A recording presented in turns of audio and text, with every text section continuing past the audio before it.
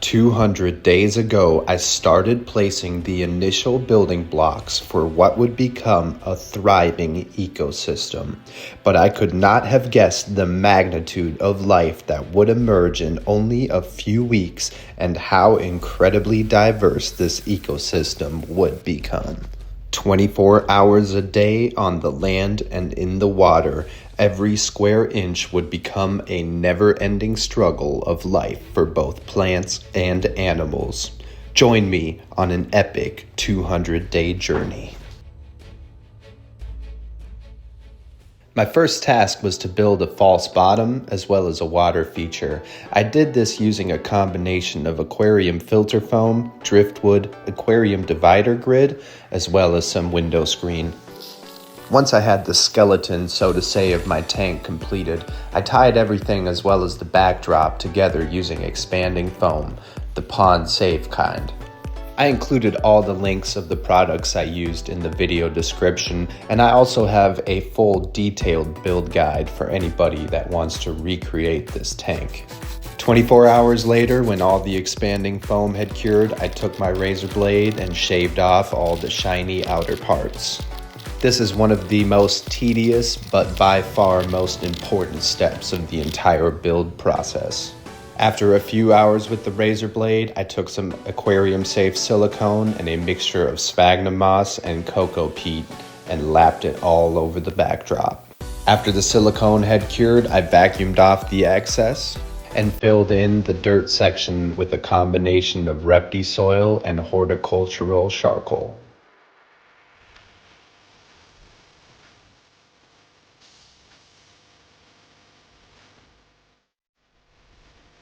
I topped that off with some dried oak leaves. I also installed a pump in the tower of my water feature so my waterfall could flow. I jumped over to one of my dart frog vivariums and borrowed some Pagostemon helferi, an awesome little plant that can grow both underwater and out of the water if the humidity is right. I figured it was the perfect transitional plant in my water section. I nestled the roots on top of some Amazonia aquarium fertilizer. For the backdrop, I decided to use some wet moss mix that I got from frogdaddy.com. I put an even coating along all of the cocoa and sphagnum moss that I had placed on the aquarium-safe silicone prior. After only 24 hours, the first small microferns started to emerge, as well as the first signs of moss. Only 3 days later, the entire backdrop started to take on a green hue. Here's how she looked after just 1 week.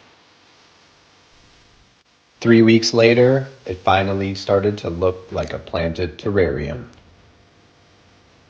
I was finally ready to add some vampire crabs, the main feature of this polydarium.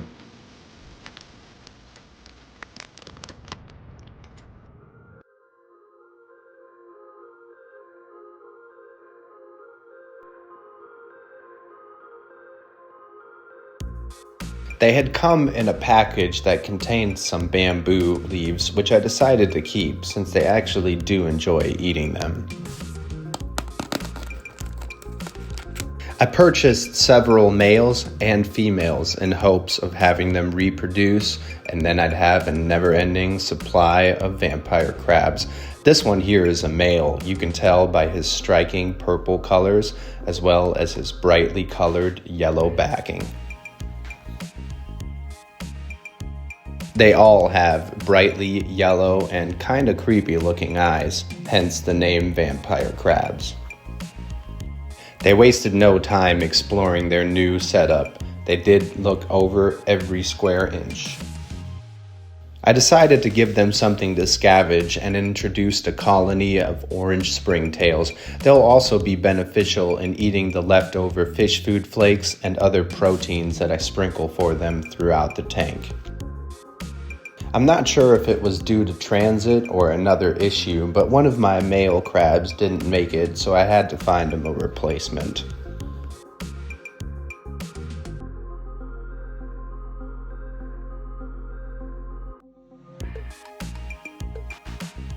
The The best way to know that your vampire crabs are healthy is when they molt their skin and leave hollow shells around. They look kinda creepy, but also kinda cool. The wet moss mix also had emerged some other plants that I hadn't planned on in the soil section.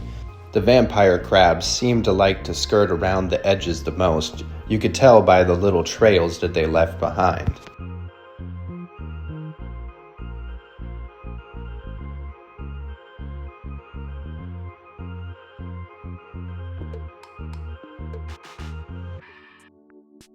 Observing the crabs is extremely rewarding because they're super unique in their behavior, especially when they're filtering through the water. Personally, I really enjoy watching that.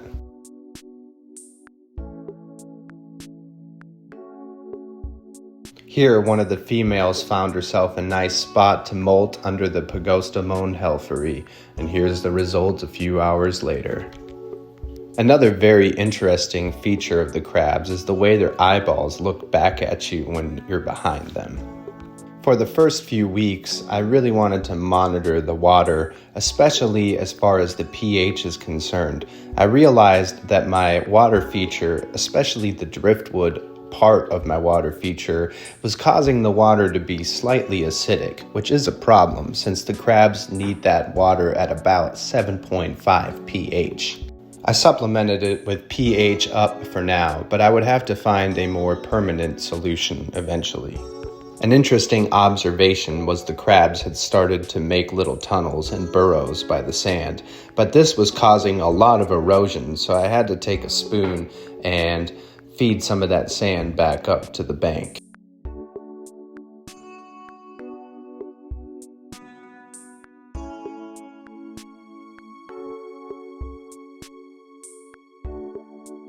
It had been almost 2 months now, and the diversity of microplants as well as the different mosses was really starting to be defined. Here you can see a few of the different types within just a few square inches.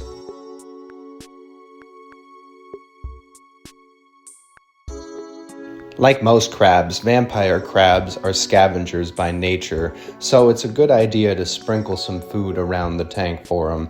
River shrimp, fish flakes, as well as some pleco wafers or these shrimp wafers work great. In order to make sure that I was retaining humidity and not losing it through the grated top of my tank, I added an acrylic sheet, which has worked great. I also borrowed some more orange springtails from my springtail colony just to make sure that they really got a chance to establish themselves well in here.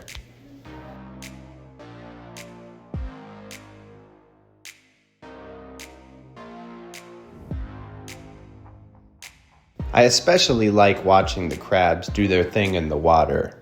The only problem is they spend most of the time on land, so my water feature is usually pretty empty. I knew I was going to have to solve this because I couldn't stand having an empty water feature almost every hour of the day. This problem was even more amplified by the fact that the crabs are nocturnal and spend most of their time in their burrows and now underneath a sheet of moss, which has taken over the entire tank. I knew something was going to have to be done about this, but the problem that I faced was that my water section isn't very large, so fish were definitely out of the question. I was going to have to find something that could live in a shallow, small puddle and thrive. I definitely had to ponder this one for a while, and eventually I would come up with a solution, but I had plenty of time to do that. In the meantime, the land section of my terrarium was completely overgrown and even started to invade my water section, so I gave it a quick trim down.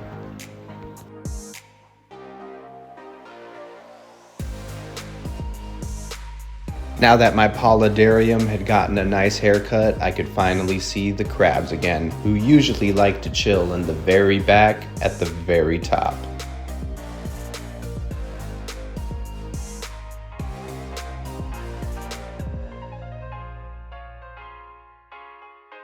The crabs are very thorough when they pick out little bits of food and or insects from the ground.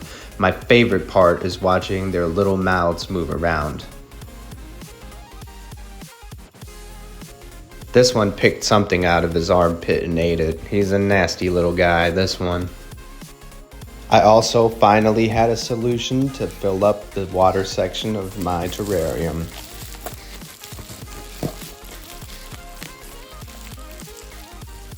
It was an order of cherry shrimp, which would be the ideal host to the water section.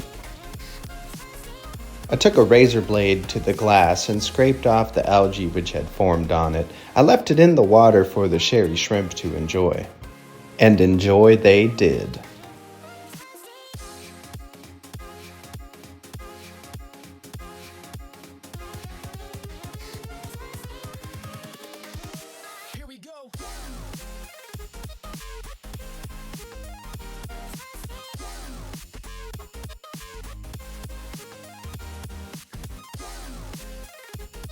This one right here is a female saddled with eggs. You can see them underneath. From time to time, she'll filter through water to keep them oxygenated. This is great news because this means the next generation of cherry shrimp is already underway.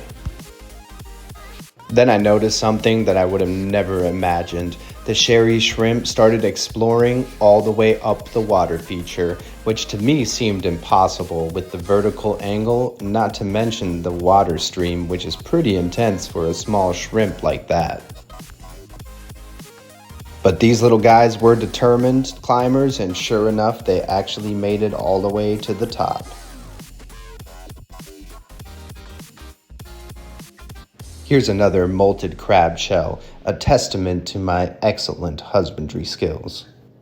Speaking of which, I got some tourmaline balls to help release minerals back into the water, which will be crucial for the cherry shrimp. Since I use distilled water, there are no minerals present. The shrimp are excellent at eating biofilm, but they still need to have a supplement of food. I drop one of these puppies in there about every other day. I still hadn't figured out how to keep my pH above 7.0 and bring it up to 7.5. That is, until the fateful day I realized I could use crushed coral for that purpose. Luckily for me, the white coral matches the white sand theme I already had going on, and these will slowly release calcium into the water, helping buffer it against the acidity and tannins from the wood, keeping it at a steady 7.5, which is ideal. But the good news didn't end there, because I started to notice my very first baby shrimp. I decided to celebrate and throw in an algae wafer for all of the shrimp to enjoy.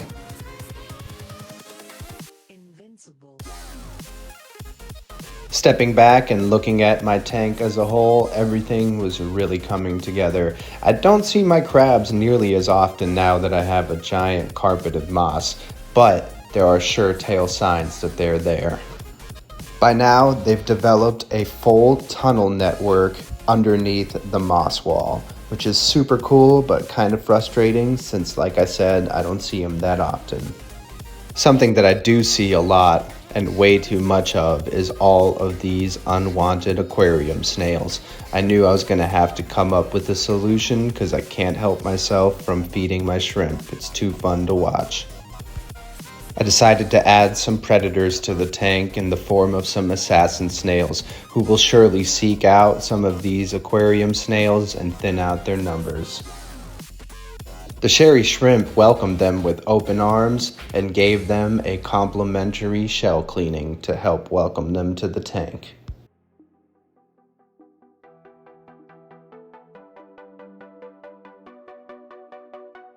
Then my assassin snails set to work and started seeking out my aquarium snails, which had ballooned in population.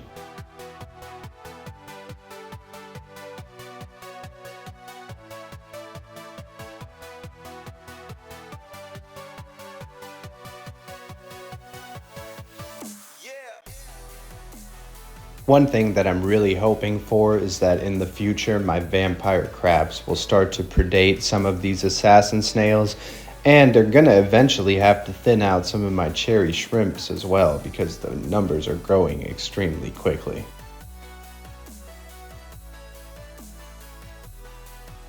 I forgot to film it, but at the beginning of my tank's journey, I had also added some soil from my Bioactive dart frog terrariums, and I wanted to check on the state of the soil itself and see what was living inside it. I had baited all these insects on with a little bit of fish food flake, but I didn't expect to see the earthworms or the ants, neither of which are present in my dart frog terrariums. Not really sure how they got in there, but they're welcome snacks for the vampire crabs nonetheless.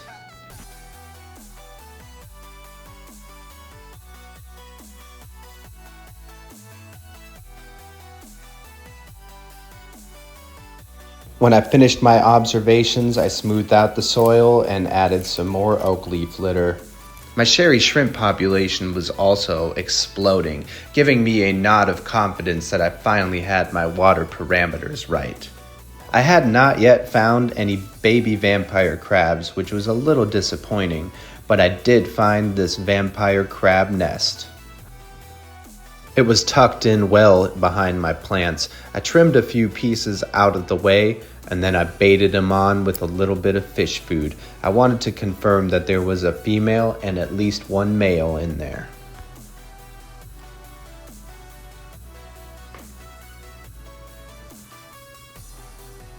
It didn't take long before one and then two females, to my surprise, came out of there. They're super quick, and unfortunately I didn't manage to get footage of it, but there was another male in there as well, which is great news. With any luck, I'll soon have a thriving population of vampire crabs reproducing in here.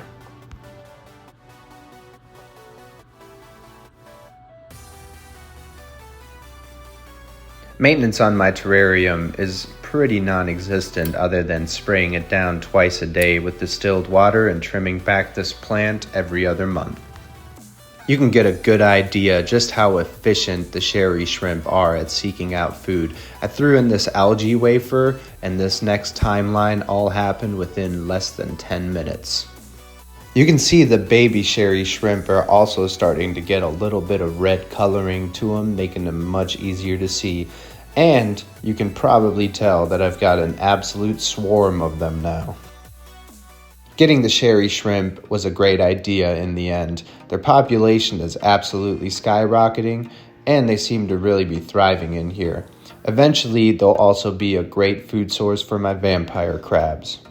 The assassin snails have also been busy, as you can see here by this empty aquarium snail shell. This project has been extremely rewarding, and it's been 200 days of nothing but fun for me. Make sure you check out my poison dart frog terrarium and that you're subscribed.